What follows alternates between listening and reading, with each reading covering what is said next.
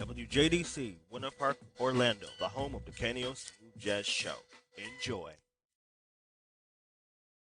From Astoria to the Rockaways, it's time for the Queen's New Yorker. And here is the man who brings you the info, the uber, snazzy, and jazzy, Mr. Jason Dirkania!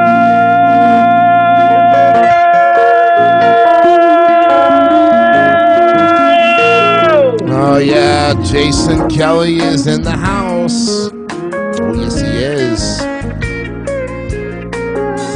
Welcome to the show, folks.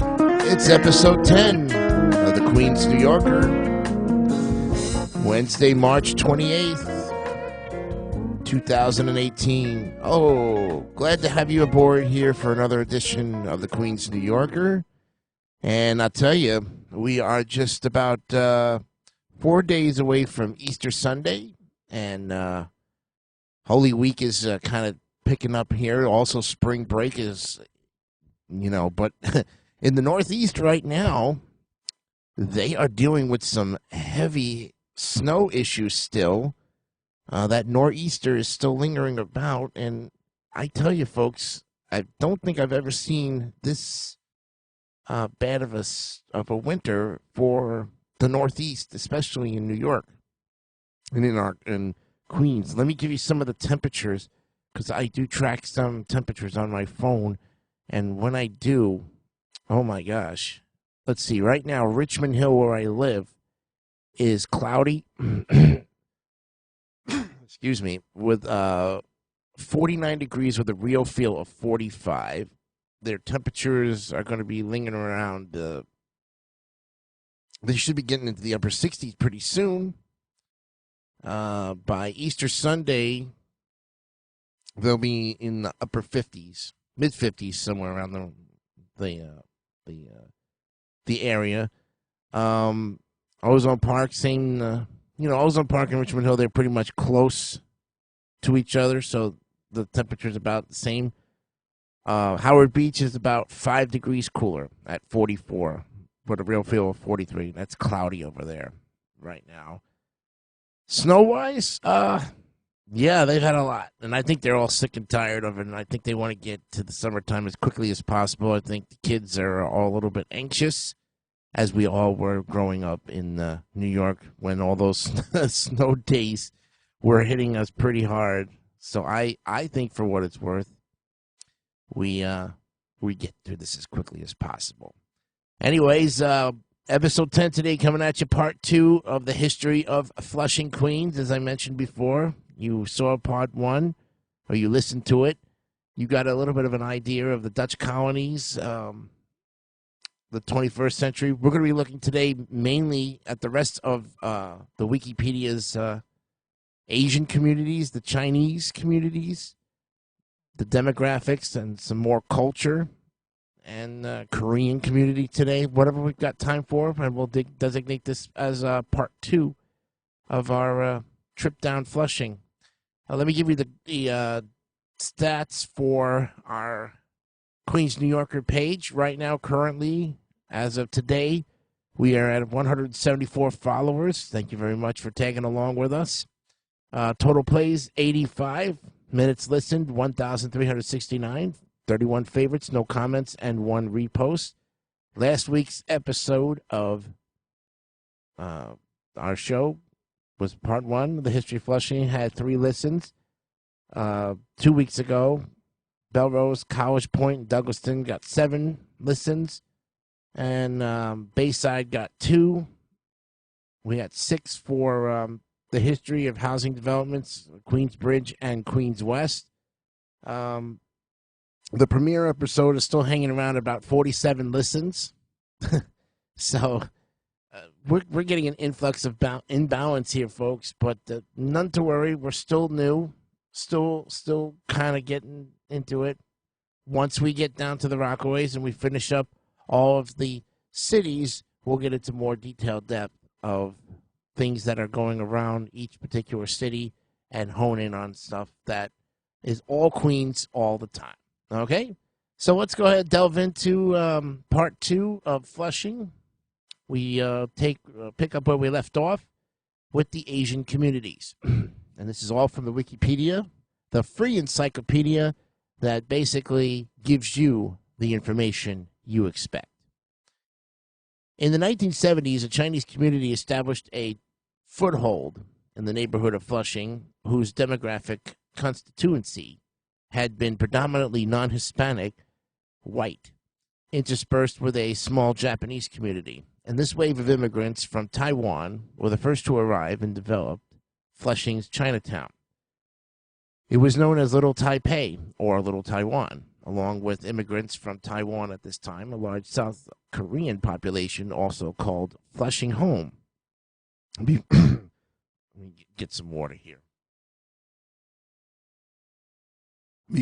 Before the 1970s, Cantonese immigrants had vastly dominated Chinese immigration to New York City. However, during the 70s, the Taiwanese immigrants were the first wave of Chinese immigrants who spoke Mandarin rather than Cantonese to arrive in New York City.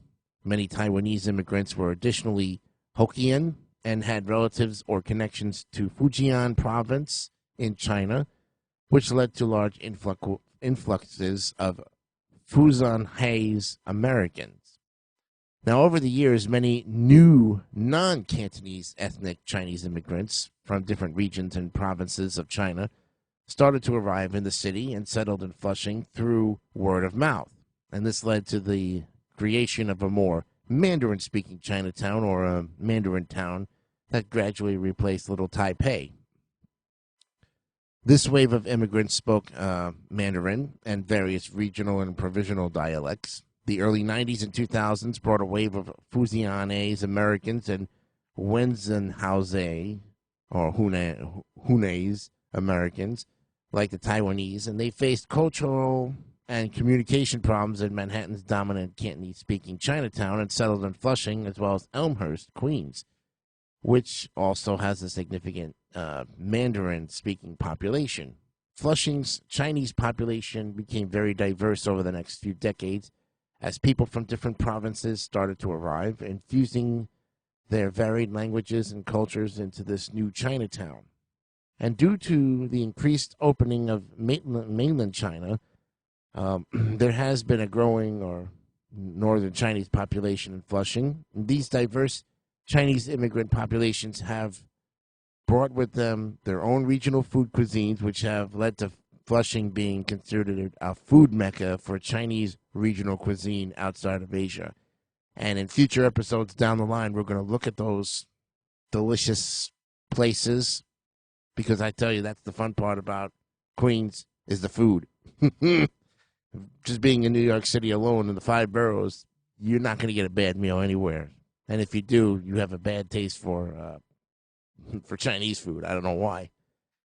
Let's see. Based on the data from the 2010 United States Census, the population of Flushing was 72,008, an increase of 2,646 from the 69,362 counted in 2000.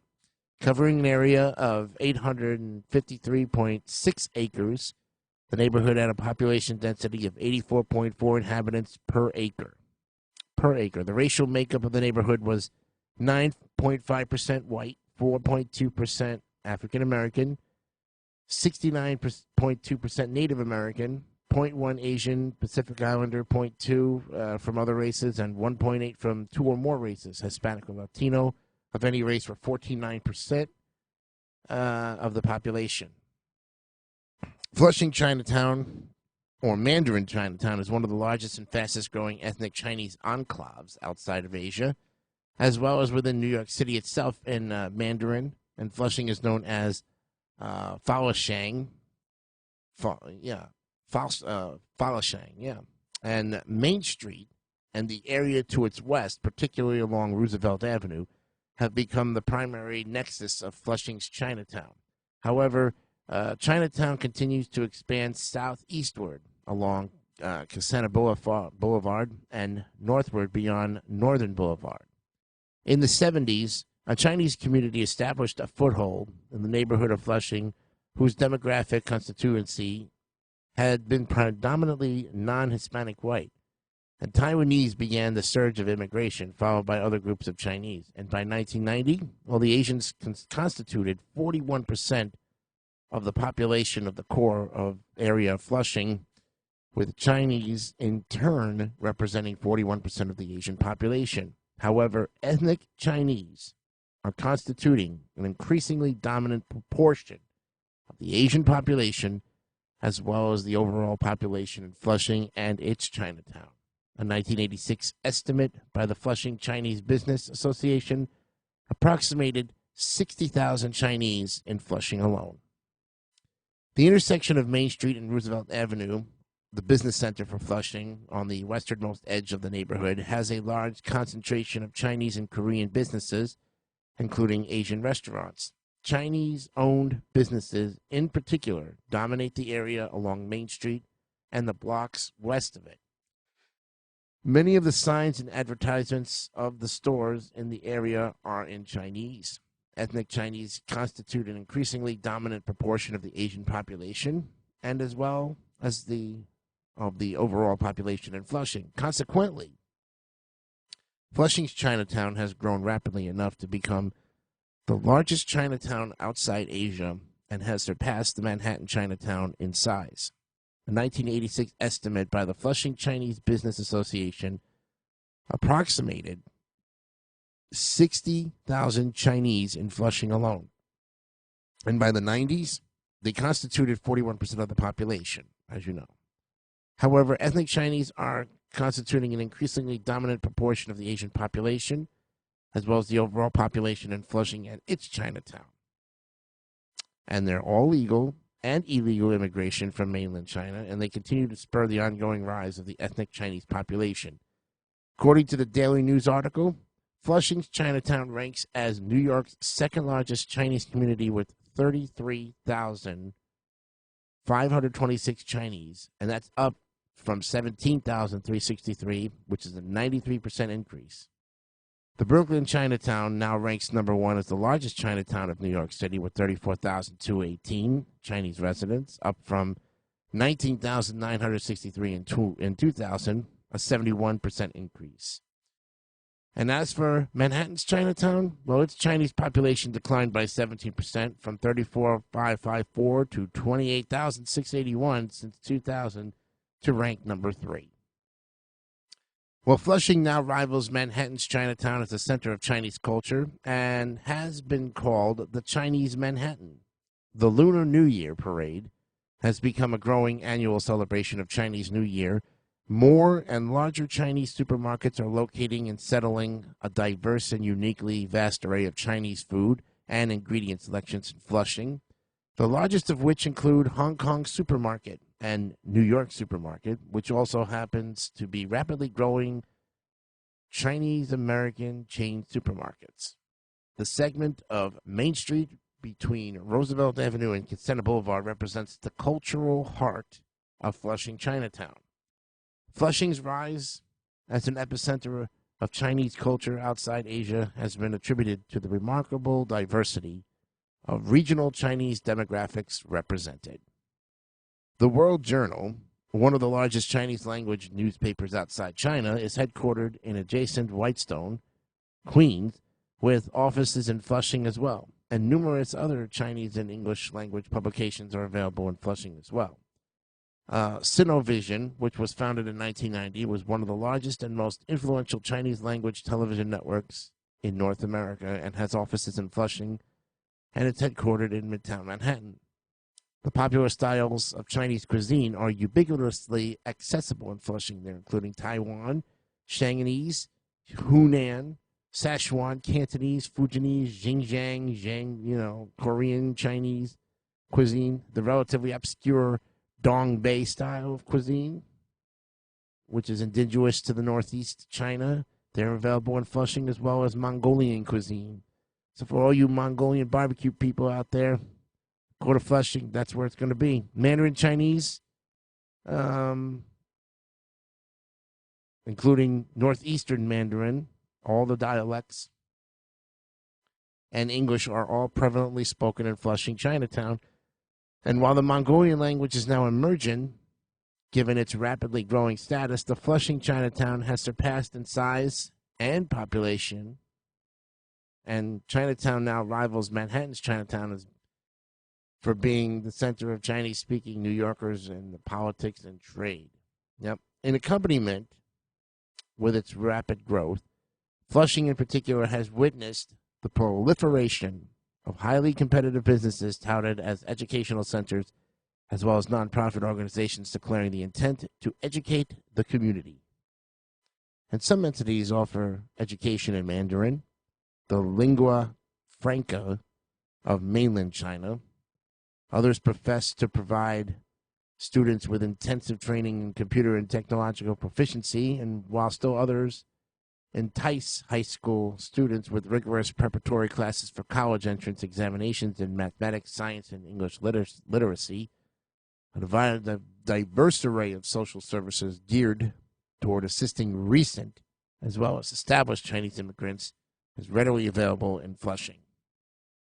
The Elmhurst Chinatown on Broadway in nearby Elmhurst, which is another neighborhood in the borough of Queens, also has a large and rapidly growing Chinese community and is developing as a satellite of the Flushing Chinatown.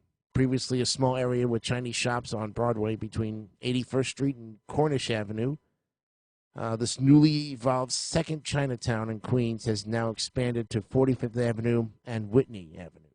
And a third and fledgling Chinatown is now emerging in Queens, geographically between Flushing and Elmhurst in the neighborhood of Corona. Well, there is a Korean town which originated in Flushing but has since spread eastward to Murray Hill, Bayside, Douglaston, and Little Neck in Queens, and also into Nassau County. And as of the 2010 United States Census, the Korean population of Queens was 64,107. Well, in the 80s, a continuous stream of Korean immigrants emerged into Flushing, and many of whom began as workers in the medical field or Korean international students who had moved to New York City to find or initiate profession or entrepreneurial positions. Well, they established a foothold on Union Street in Flushing between 35th and 41st Avenues, featuring restaurants and karaoke bars, grocery markets, education centers, and bookstores, banking institutions, offices, consumer electronics vendors, apparel boutiques, and other commercial enterprises. As the community grew in wealth and population and rose in socioeconomic status, Koreans expanded their presence eastward along Northern Boulevard, buying homes in more affluent and less crowded Queens neighborhoods, and more recently into adjacent suburban Nassau County, bringing their businesses with them and thereby expanding the Korean town itself.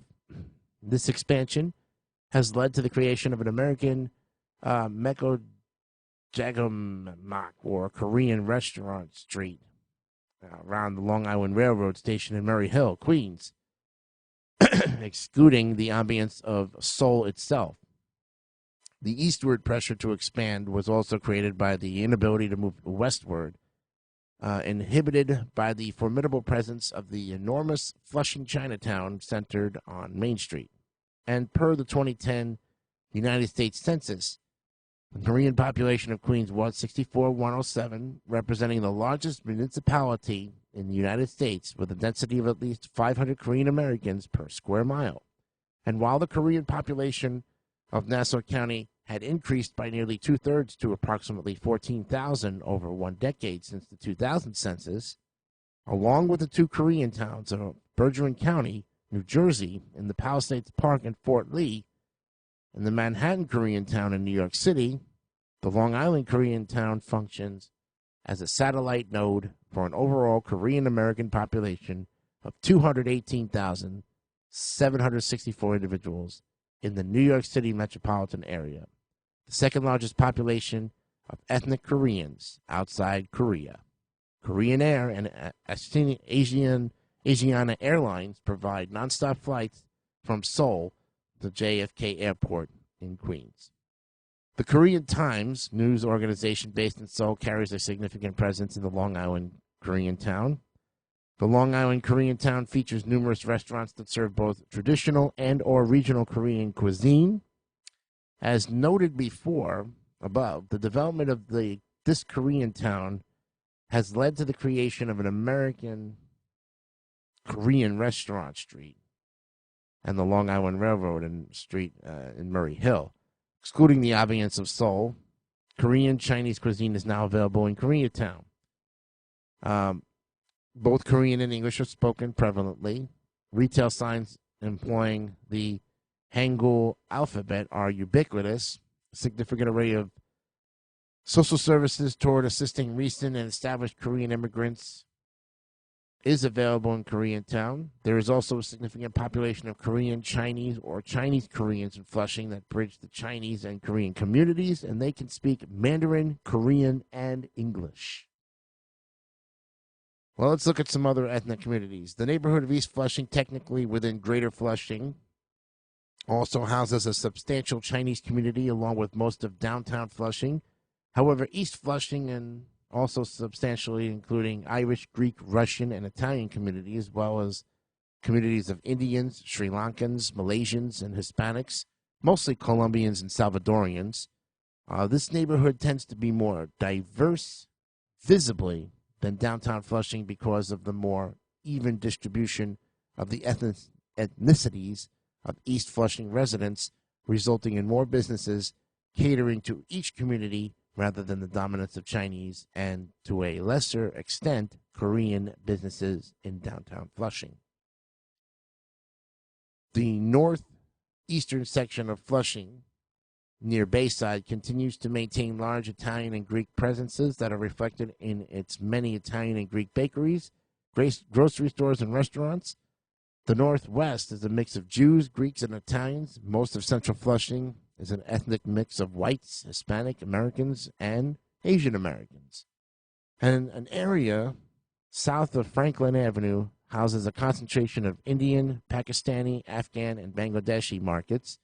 This concentration of South Asian businesses south of Franklin Avenue has existed since the late 1970s, and one of the oldest little Indias in North America, the Sri Maha Valbana Ganapati Devashatnam, wow, at 4557 Bone Street in Flushing, was the very first of the traditional Hindu temples in the U.S. However, Indians are migrating eastward into neighborhoods in northeastern Queens and into Nassau County as well, with many Chinese and Korean immigrants following as well. Wow.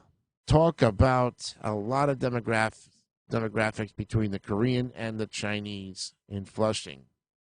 So for all you fans of Chinese food out there and Korean food, and if you're Korean and you've never been to the Korean town, you best get over there. Take a trip. Go see a ball game, too, because Flushing has, of course, the New York Mets, has Flushing Meadow Park. And while you're there having your Korean barbecue, great places to venture about while you're out there. Part 3, next week, looks at some named subsections of it. We'll look at Broadway Flushing, Linden Hill, Murray Hill, Queensboro, Waldheim. We'll look at the places of worship, landmarks, parks, malls, public schools, whatever we can fit in the next half hour. Part 3 coming up next week, folks. Remember, you make Queens what it is. Thanks for joining me here on the show today. I appreciate it. We'll see you next week for episode 11 right here on the Queens New Yorker on IBM Cloud Video and, of course, Mixcloud. Have a happy Easter. We'll see you next week.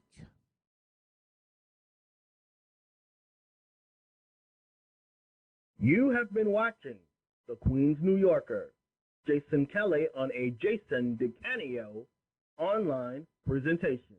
You have been watching the Queens New Yorker, Jason Kelly on a Jason DeCanio online presentation. Thank you for your support.